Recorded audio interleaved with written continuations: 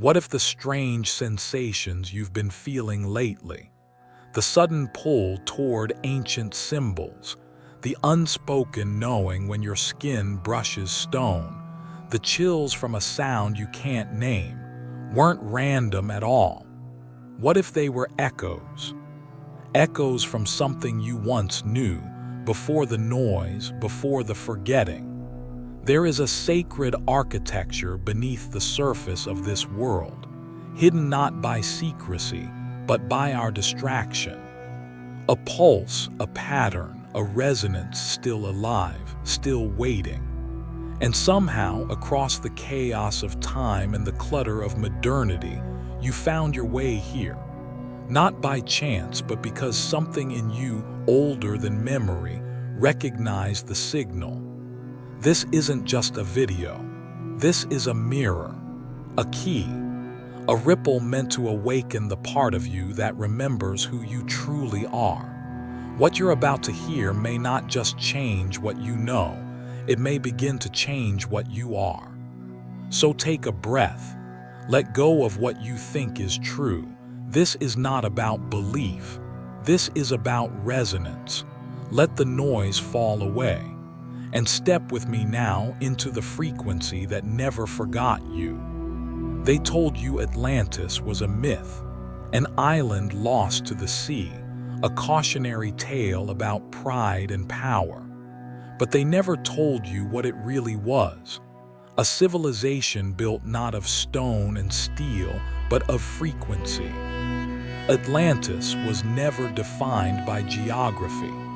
It was a field of resonance, a living matrix of harmonic energy that stretched across continents, anchored not in borders but in vibration. Every building, every ritual, every word spoken into the air was calibrated to match the Earth's own electromagnetic heartbeat. You didn't learn through memorization. You absorbed through coherence. Knowledge moved like songlines across the landscape, encoded into tones, symbols, and light. Communication wasn't just verbal, it was vibrational. The Atlanteans didn't just speak, they resonated. Healing wasn't applied, it was activated. They didn't treat symptoms, they recalibrated the field. Crystals weren't accessories, they were tuning forks, alive, intelligent, interactive. Each one a node in the great planetary grid, amplifying human intention and feeding it back through ley lines that spiraled beneath the skin of the Earth. And then it happened, something subtle at first, a distortion in the song. The harmony frayed slowly. Frequencies once pure began to fragment. Individuals started to vibrate out of sync with the collective. The lighthouses dimmed. The grid faltered. This was not a natural disaster. It was a collapse in resonance. Atlantis did not sink beneath the ocean. It fell out of alignment with itself. When resonance breaks, memory fades. When memory fades, frequency drops. And when the frequency drops low enough, we forget who we are. But here's what they didn't erase. Your body remembers. Your bones are crystalline. Your blood carries magnetic data. Your thoughts send pulses into the grid, tiny yet real. Somewhere beneath all the conditioning and the noise, your system is still humming with the ancient signal. That's why you feel things you can't explain in certain places. That's why you're pulled to the ocean, to the mountains, to sacred stones. That's why music makes you cry or why light makes you tremble. It's not nostalgia, it's recognition. Atlantis was never lost. Its coordinates are stored inside you, not on a map but in your field. In the way your heart changes tempo when you stand barefoot on the earth.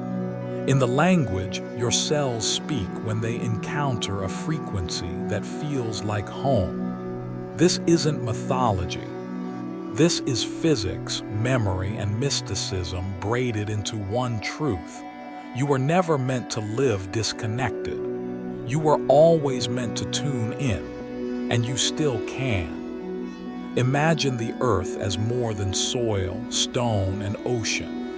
Imagine it as a being, a living, breathing organism with memory, emotion, and intelligence flowing through it. If you could peel back the top layer of the world, you'd find something astonishing. A lattice of light, an ancient system of currents beneath your feet. The ancients called them ley lines, but to those who remembered, they were more than lines. They were lifelines. The Earth's grid system wasn't superstition, it was structure. A planetary nervous system that pulsed with electric intelligence, running through sacred sites like veins, connecting Stonehenge to the pyramids, Uluru to Machu Picchu. This was no accident. These places were planted, tuned, aligned. They were not monuments, they were conductors, and crystal technology was the interface. The Atlanteans didn't use crystals as objects of worship or superstition. They used them as calibrators, tools to balance, regulate, and amplify the frequencies flowing through the grid. These were not decorative stones, they were frequency modulators. In the same way nerves carry electrical signals in a body, these crystalline points carried intention across the earth. With each act of alignment, each ritual, each resonance, each conscious placement of stone, they kept the grid alive. And in return, the grid kept them awake. It nourished not just crops, but consciousness. It carried more than energy, it carried memory. A memory of harmony, of unity, of what it meant to be fully alive and fully connected. But when the grid was tampered with, when it was rerouted for control instead of connection, it lost coherence. Think of a nervous system hijacked, manipulated to numb or silence. The earth could no longer pulse with clarity. The lines went dim. The fields went dull. And the people, they forgot. They felt disconnected not just from the earth, but from each other, from their bodies, from their own inner guidance.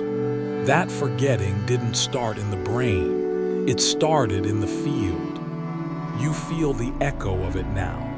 The tension in a city, the quiet grief when you leave the forest, the way some places feel like static while others buzz with recognition. Your nervous system is still in conversation with the Earth's. Most just stopped listening. But there's good news. Your body remembers how to reconnect. Your feet know the rhythm of sacred ground. Your breath remembers how to harmonize with wind and stone. When you step into resonance, you are not healing alone. You are rebooting the grid itself. You are the current now. You are the recalibration. To understand Atlantis, you must forget everything you've been told about crystals as just rocks. They were never passive. They were never ornamental. In the ancient world, crystals were alive, not biologically, but energetically. They were conscious conduits, instruments through which intention took shape and reality responded.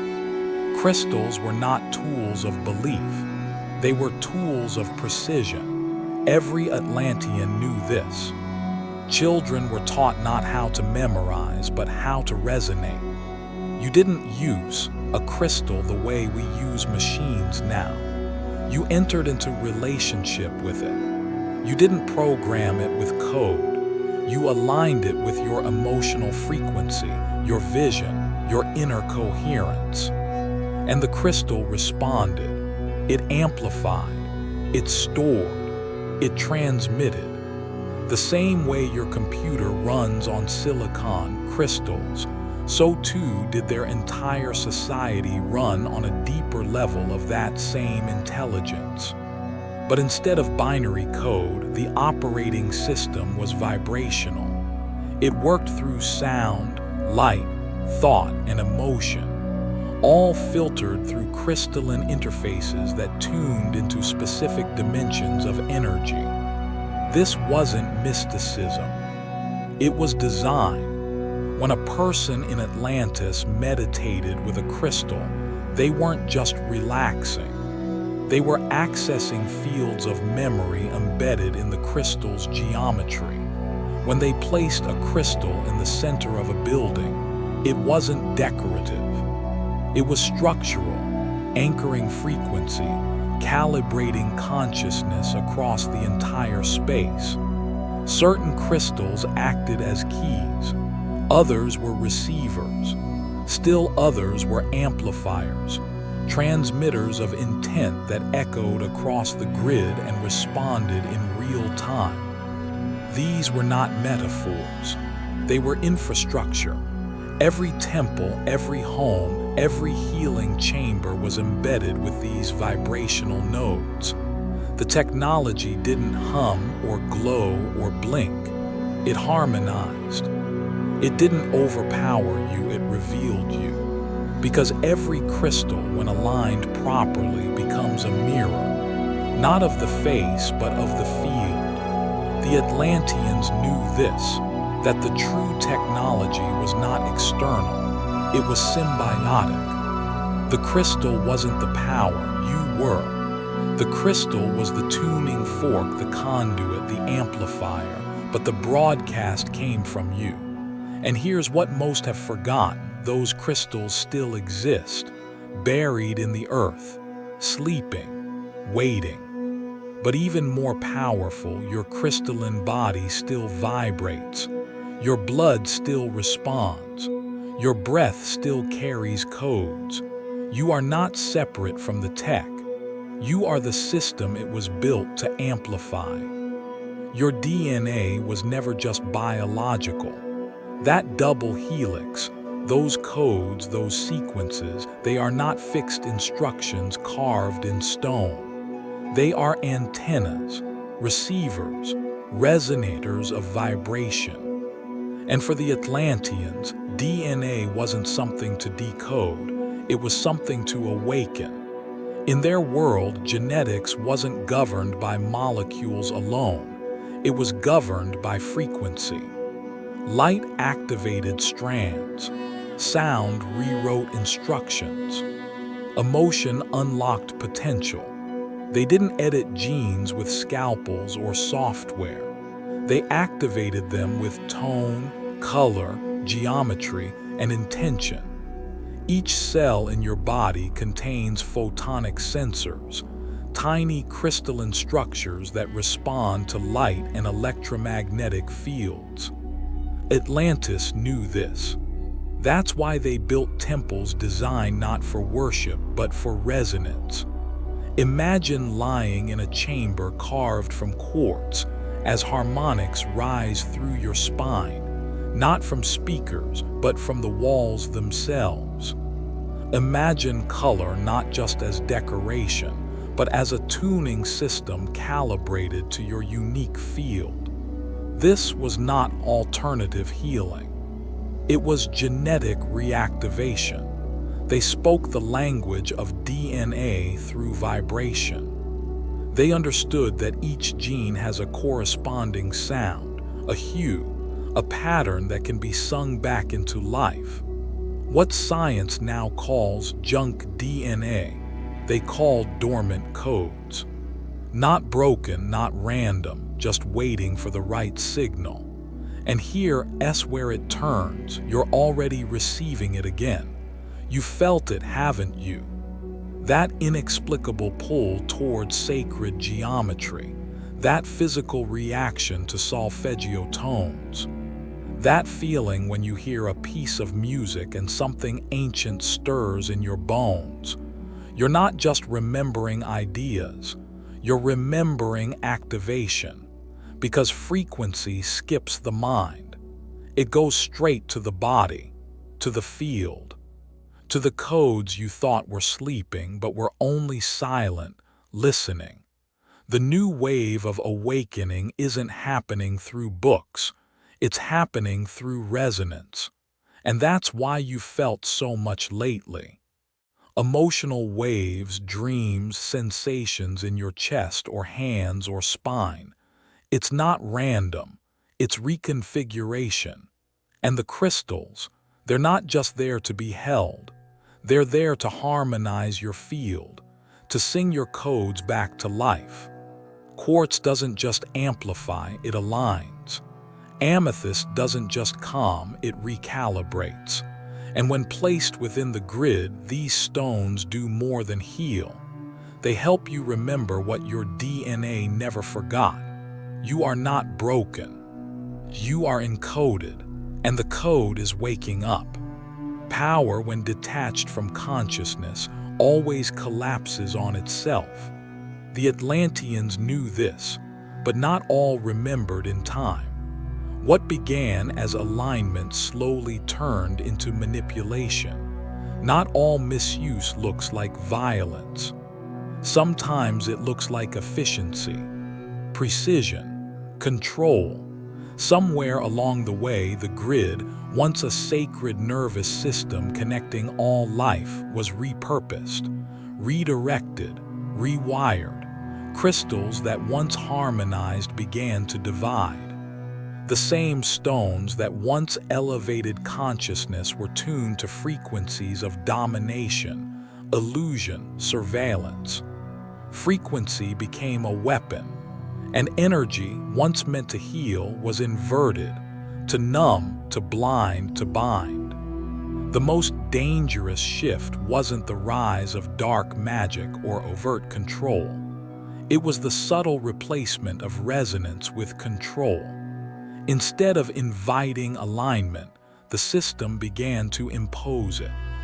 Instead of cooperation, it enforced obedience. The grid was still alive, but it no longer listened to the earth. It answered only to the few. And when the grid stops listening, the soul stops speaking. Atlanteans began to feel it first in the body: fatigue, confusion, fragmentation. Then in their memory, forgotten rituals, lost symbols.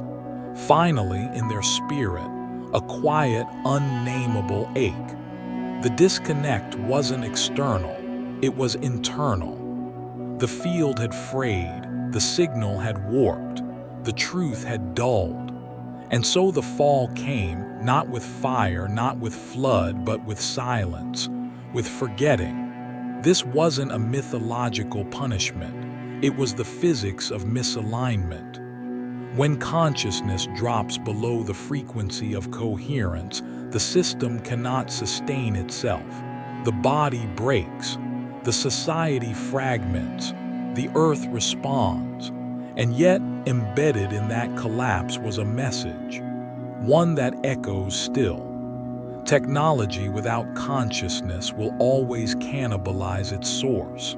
It's not just an ancient story, it's a mirror. We see it now, in wireless signals that clutter the field but empty the heart, in technology that tracks movement but loses meaning, in systems that promise connection but reward numbness. The fall didn't end with Atlantis. Its lesson is still unfolding, but so is the remedy. Because you can't correct misuse with erasure. You correct it with return, with retuning, with remembrance. The power was never the enemy. The forgetting was, and now the remembering has begun. You weren't born disconnected. You were trained to forget. From the moment you could walk, the world wrapped you in noise.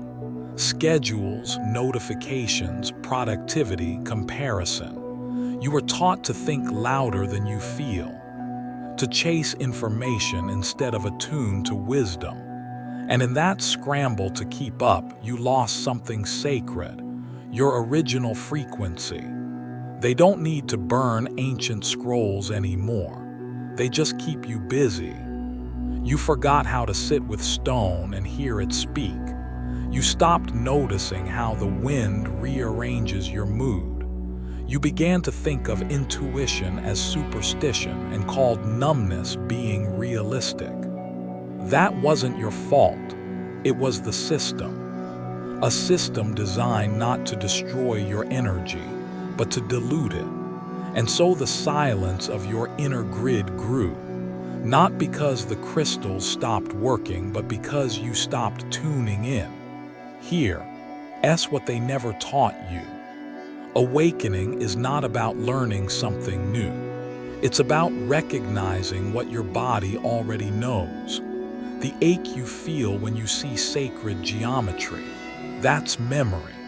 The stillness you crave when the world overwhelms you, that's the grid calling. The way your skin hums when you hold a stone that feels right, that's your DNA remembering its language. Because DNA is not just a biological code, it's a frequency receiver. And it never stopped listening. Crystals still speak, they always have, but they don't shout, they don't demand, they wait for stillness, for coherence, for resonance. And Nature was never scenery, it's syntax.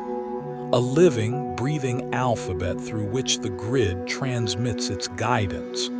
When you walk barefoot on the earth, you're not just grounding, you're resynchronizing. When you bathe in sound, you're not escaping, you're decoding. When you cry for no reason in the presence of stone or song or sky, you're not breaking down, you're breaking open.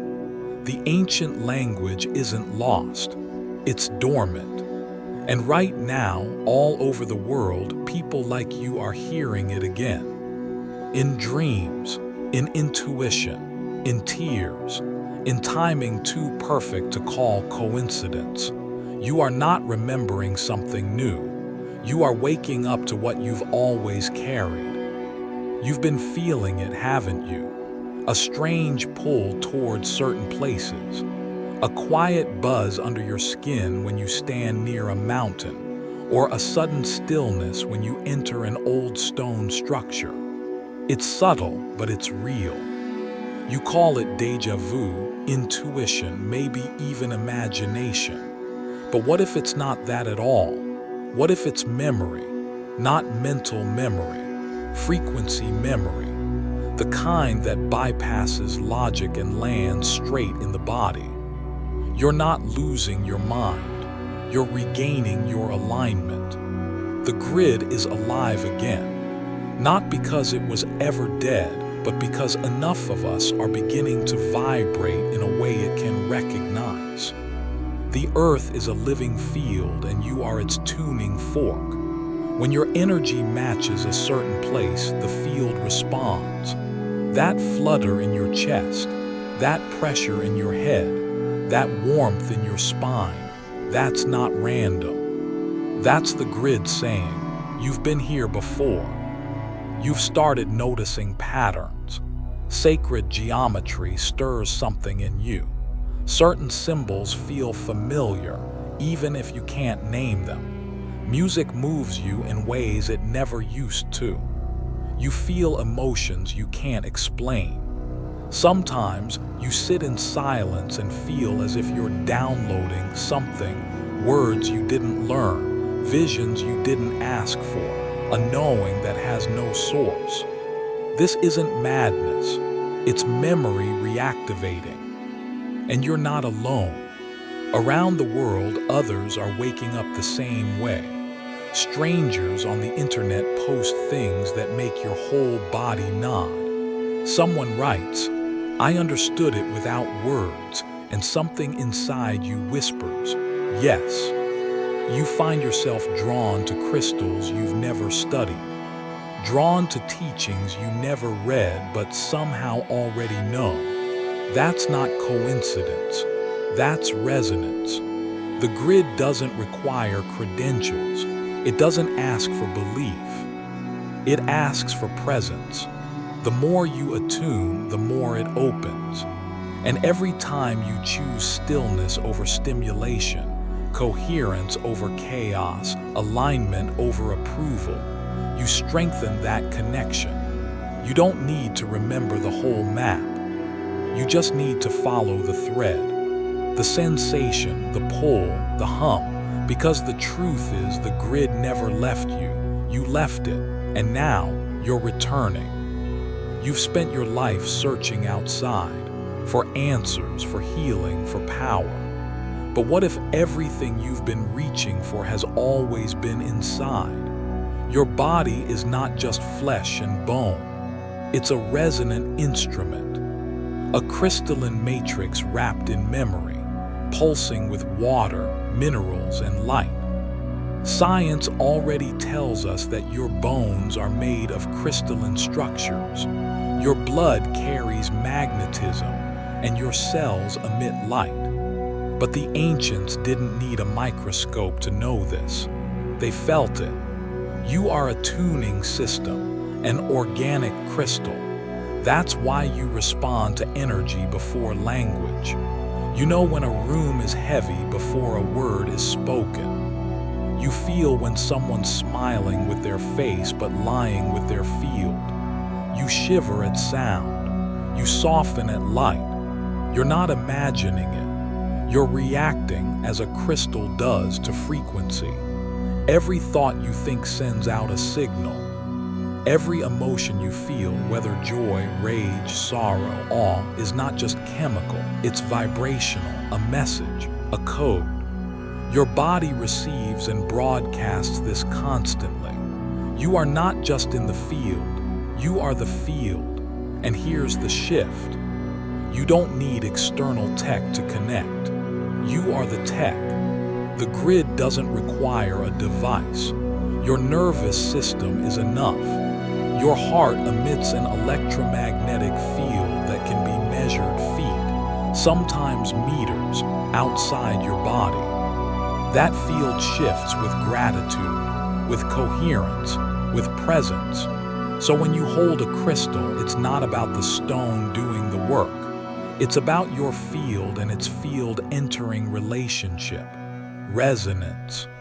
Like a fork striking another fork across the room, your energy activates what's dormant both in the crystal and in you. You've been taught to override your senses, to silence your knowing, but the body never forgot. Every ache, every tear, every flutter in the gut is a signal, a message from your deeper intelligence saying, feel this, it matters.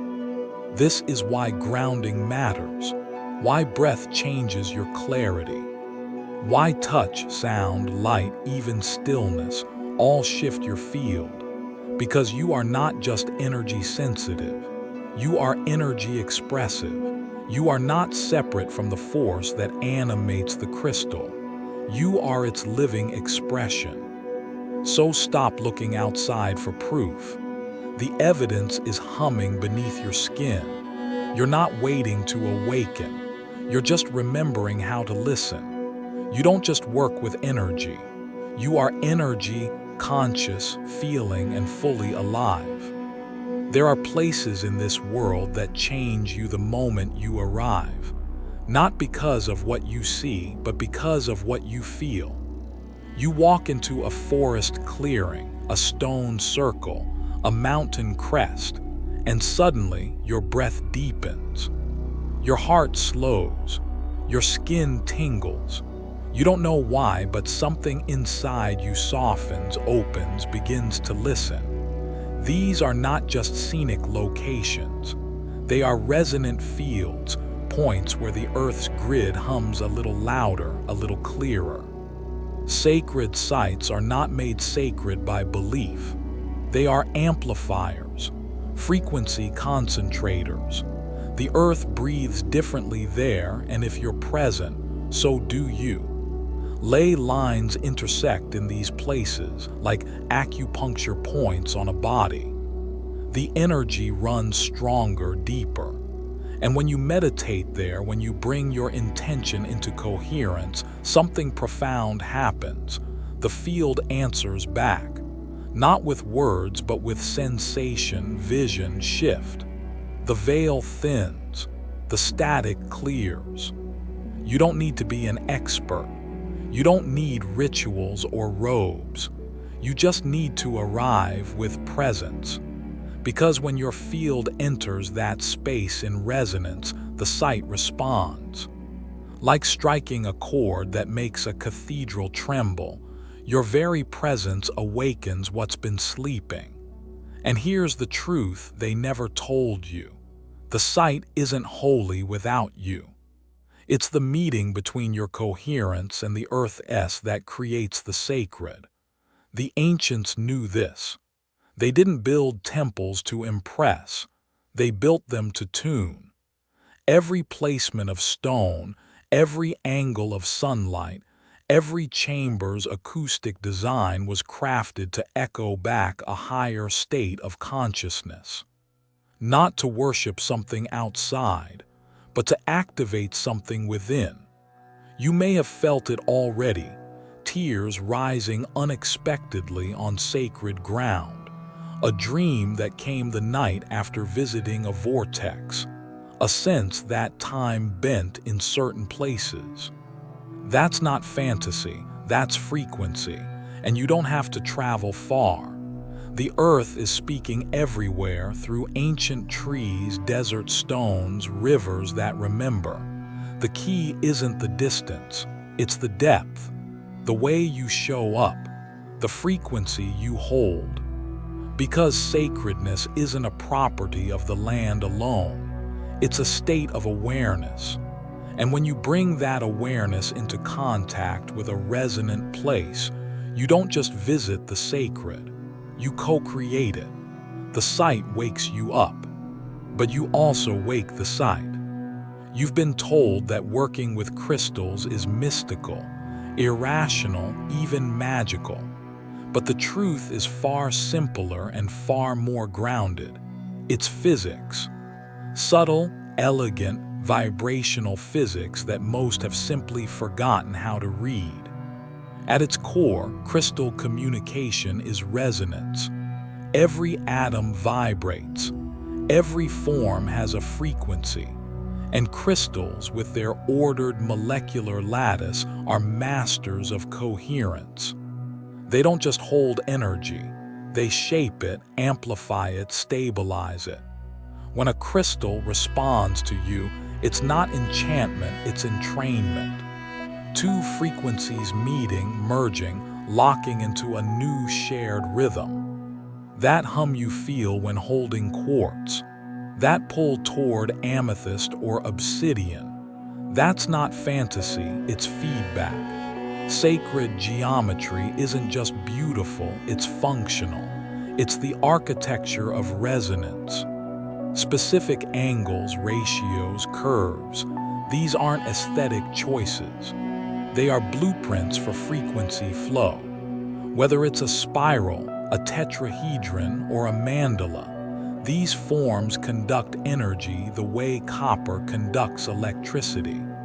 Sound, too, is not just emotional, it's structural. Certain tones shape the field. Solfeggio frequencies, for example, don't just soothe, they inform, they restore. Because your cells, your water, your very DNA vibrate in response to sound waves. And the right tones, they unlock codes. Even standing waves, those invisible fields of still vibration, are part of this. They don't move, yet they pulse with potential. The ancients built chambers around these frequencies, not to impress, but to activate, to make the unseen felt. So when we speak of crystal tech, understand this. We are not talking about belief. We are talking about laws. Laws of resonance, symmetry, conductivity. Laws your heart already follows, even if your mind resists. Magic is just physics that speaks in a language we've forgotten. The moment you stop needing it to look mystical, something shifts. You stop hoping to be chosen. You start realizing you've always been tuned to this field. that it's not a gift for the few, but a capacity of the many. And the crystals, they're not demanding reverence. They're waiting for resonance. You don't need to believe harder. You need to listen deeper, because crystal communication doesn't happen when you force it. It happens when you match it. Not with volume, but with vibration, with coherence, with presence. The miracle isn't in the stone. It's in the moment your energy remembers how to speak its language, and that language is returning. The old grid was never destroyed. It was paused, muted, waiting not for rescue but for resonance. And now it returns, not through monuments rising from the sea, but through you. You are the update. Every moment you choose awareness over automation. Every time you follow intuition over fear, you send a signal. Every act of coherence, of compassion, of quiet courage calibrates the field. You may think you're one person navigating a noisy world, but energetically, you are a node in the planetary grid, and your vibration matters more than you've ever been told. The Earth is listening again, and you're the frequency it's tuning to. You don't need a title, a lineage, or permission. You don't need to have walked through Atlantis in flesh to carry its codes in spirit. The knowledge isn't behind you, it's within you, wrapped in the folds of your DNA, rising in dreams, carried in your longing for something more than survival. Atlantis is not coming back in form. It's returning in frequency. And every time you meditate with intention, speak truth into silence, or sit with nature and simply feel, you activate a part of the grid that once slept. You light up a forgotten path. You remember not as nostalgia, but as presence. This is how the new grid forms, not through machines or blueprints, but through embodied energy. Through awakened individuals scattered across continents, linked not by wires but by waveform, by feeling, by knowing. You are the crystal, you are the temple, you are the ley line awakening in real time. So no, you're not just trying to get back to Atlantis. You're becoming the next octave of it, a version no longer bound to geography but to resonance, to wholeness, to living, breathing memory restored. And when enough of us remember, the earth won't need to shake. It will simply hum. The new grid has already begun, and you are one of its anchors. It's easy to think of crystals as something external, something you hold, charge, place on altars. But what if they are simply reflections? Extensions of the geometry you already carry in your consciousness. Because the truth is, every choice you make in awareness, every breath you take in coherence, every time you pause instead of react, you lay another stone. Not on old ruins, but in the emerging architecture of a new Atlantis. The old grid was built with crystal. This one is built with clarity. There is no waiting anymore, no chosen few, no secret gatekeeper to give you permission. The call doesn't come from outside, it rises inside you, subtle at first. A sensation, a pull, then a remembering, a responsibility not of burden but of resonance. You are not just part of this shift, you are the shift. Every emotion you metabolize instead of suppress, every fear you meet with truth, every act of gentleness in a world of noise, this is frequency work. This is what rebuilds the grid. You don't have to be perfect. You have to be present. Because you, exactly as you are, wired with memory, alive with contrast, luminous in your longing, are already equipped. You've walked these stones before. You've sung to these walls, and now you've come back not to revisit but to rebuild. So if you've been waiting for a sign, this is it. You are the crystal, you are the signal, you are the new grid forming, and the earth is listening.